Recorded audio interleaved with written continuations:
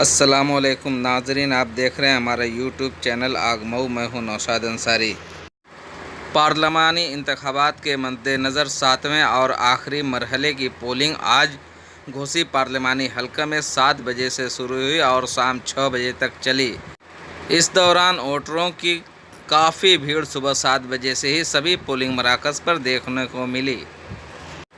माह रमज़ान होने के बावजूद मुस्लिम वोटरों ने और बिलखुसूस ख़वातीन ने बड़ी तादाद पर वोटिंग की।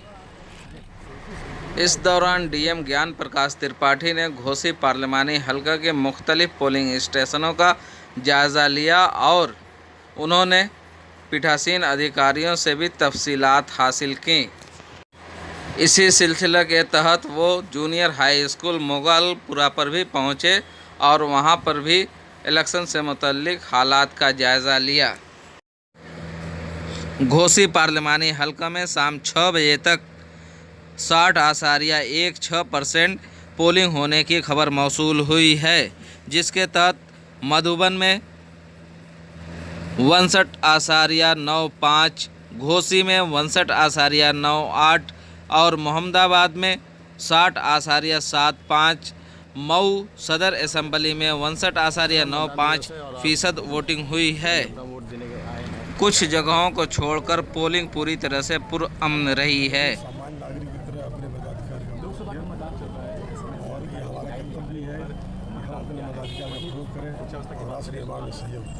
सर, आप लगभग पौन घंटा तक लाइन की कतार में खड़े रहे, ऐसे में आम जनता को क्या संदेश देना चाहते हैं? आम जनता के लिए यही संदेश है कि हम भी एक सामान्य नागरिक हैं, हमें अपने से अलग न समझें। सर, आपने किसको प्राथमिकता दी? किसको प्राथमिकता, देश हित के लिए या विकास के लिए? देश और विकास।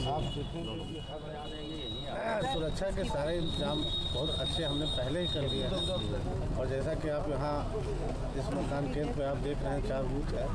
फोर्स पूरी तरीके से चारों तरफ से हमारा लगा हुआ है, कहीं कोई बात नहीं। मतदाताओं को उत्साह यहाँ देखते बन रहा है उसको भी।